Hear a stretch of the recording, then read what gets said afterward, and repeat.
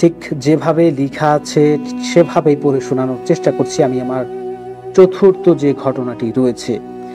বাসায় কাজের লোক না থাকলে আমার কি যে ঝামেলা যায়, এ কথাটা শাহেদ কখনোই বুঝলো না। হুট করে কয়েকজন বন্ধু নিয়ে বাসায় ফিরল। কি আর করার, অজ্ঞত রান্না বান্না করে সবাইকে খাইয়ে বিদায় দিতে দিতে রাত 12টা বেজে গেল। আমিও থালাবাটিগুলো নিয়ে রান্নাঘরে ঢুকলাম। সব ধুয়ে অবসর হতে হতেই ভাবলাম কাল সকালের নাস্তার জন্য সবজি কেটে ফ্রিজে রেখে দেই। সকালে উঠে কয়টা রুটি বানিয়ে সবজিটা ভেজে দিলেই হবে, আর ডিম তো আছেই, পোস্ট করে দেবক্ষণ। বেডরুমে ঢুকে দেখি, বাহ, সীমান তার 2 ছেলে মেয়ে নিয়ে কি আরামের একটা ঘুম দিয়েছে। পুরুষ মানুষগুলো কি যে স্বার্থপর হয়। এই যেমন আমার ছেলেটা 9 বছর বয়স হয়েছে, ওর সব কিছু এখনো আমাকেই করে দিতে হয়। মেয়েটা 5 বছরের, অথচ দেখো কি লক্ষ্মী। আজও যখন বাসায় এত গেস্ট, মেয়েটা আমাকে টেবিলে প্লেট সাজাতে সাহায্য করলো, গ্লাসগুলো সাজিয়ে দিল, আর ছেলেটা বসে বসে তখন কার্টুন দেখছিল। আমি বাথরুমে ঢুকে হাত মুখ ধুয়ে ফ্রেশ হয়ে নিলাম। তারপর মুখে ক্রিম ঘষতে ঘষতে একদম বিছানায়। শরীর আর বইছে না। ওয়াল ঘড়িতে দেখলাম সময় রাত 1:30 বাজে। হাত বাড়িয়ে বেড সুইচ অফ করে শুয়ে পড়লাম। আমার বাঁদিকে শাহেদ, ডান পাশে মেয়েটা, আর ওর পাশে দেয়ালে বরাবর ছেলে টোকন। ওদের দিকে একবার তাকিয়ে আমি চোখ বন্ধ করে ঘুমানোর চেষ্টায় ডুবে গেলাম। চোখটা লেগে এসেছিল প্রায়। কোনো এক অজানা কারণে ঘুমটা ভেঙে যায়। পাশ ফিরে শুতে গিয়ে হোঁচট খেলাম মনে মনে। বাইরে স্ট্রিট ল্যাম্পের আলো পর্দা ছাড়িয়ে আমার ঘরে এসে এক চিলতে ফিতের মতো পড়ে থাকে প্রতিদিন। আজও পড়ছে।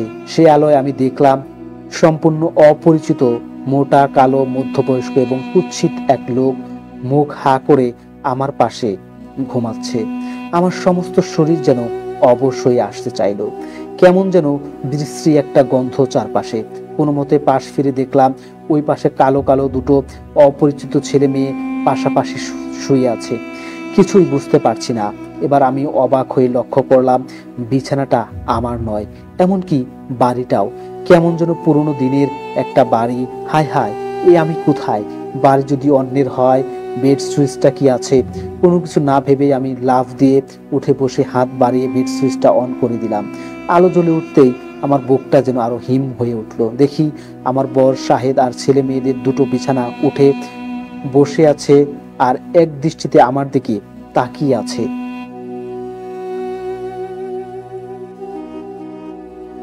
ওদের দৃষ্টিতে হিমশীতল শূন্যতা, বুঝিবা মৃত মানুষের চোখ। আমি চিৎকার করতে করতে ছুটে গেলাম দরজার দিকে। ঘাড় ঘুরিয়ে এক ঝলক শুধু দেখলাম ওরা সেই একইভাবে বসে আছে, তবে দৃষ্টিটা আমার উপর। কোনো রকমে গিয়ে কিচেনে ঢুকলাম। ঢুকতেই আমার হৃৎপিণ্ডটা বের হয়ে আসবার উপক্রম হলো। দেখি অনেকগুলো অচেনা মহিলা আমারই রান্নাঘরে পিঠা বানাচ্ছিল বুঝিবা। তাদের সামনে ছড়ানো চালের গুঁড়ি, পুরানো নারিকেল আর গুড়। ওরা হাসি আনন্দে কলকল করছিল। আমি ঢুকতেই সবাই খুব অবাক হয়ে তাকালো আমার দিকে। সবারই চোখে ভয়ে বিস্মারিত। তারপরে ওরা সমস্বরে চেঁচিয়ে উঠল, ভূত, ভূত, ভূত বলে। আরেকজন আমার পায়ে ছুঁড়ে দিল চালের গুঁড়াগুলো। আমি পাগলের মতো ওই ঘর থেকে বেরিয়ে এলাম। এখন আমি বেডরুমে ঘুরছি, রান্নাঘর, ড্রয়িং রুম সব ঘুরেছি। ভোজ বাজির মতো উধাও হয়ে গেছে সব। কেউ নেই, এমনকি আমার স্বামী বা ছেলে মেয়েরাও কোথাও নেই। ডাইনিং টেবিলে বসে ভয়ে কাঁপতে কাঁপতে ডায়েরি লিখছি। কেন লিখছি তাও জানি না। আমার সারা গায়ে এখনো চালের গুঁড়ো লেগে আছে, গলায়, হাতে কাপড়ে। এত রাতে এত বড় একটা বাড়িতে আমি একা, আমার মতো ভীতু মানুষ একদম একা। কি করে এটা সম্ভব হলো জানি না। আমি কাঁদছি আর বিড়বিড় করে ডাকছি, শাহেদ, শাহেদ। এটা আমার ছোট খালার লেখা একটা ডায়েরির অংশ বিশেষ। 18 বছর আগে, মাত্র 35 বছর বয়সে উনি ঘুমন্ত অবস্থাতেই হার্ট অ্যাটাক করে মারা যান। খুবই আশ্চর্যের বিষয় হলো উনি যে রাতে মারা যান ডায়েরিটা সে রাতের। খুবই আশ্চর্যের বিষয় হলো উনি যে রাতে মারা যায় ডায়েরিটা সে রাতের। মারা যান ঠিক রাত 1:30টায়, যখন আমার খালু আর খালাতো ভাই বোন টায়রা টোকন ঘুমিয়েছিল।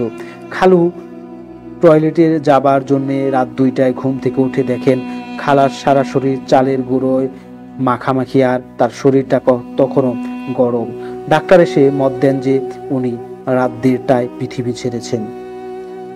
দর্শক, আমরা কিন্তু ভয়ঙ্কর আরো একটি ঘটনা শুনে ফেললাম, অর্থাৎ আজকের চতুর্থ ঘটনা আমরা শুনলাম, এবং ঘটনাগুলো আপনাদের কেমন লাগলো সেটি কিন্তু অবশ্যই কমেন্টের মাধ্যমে জানাবেন।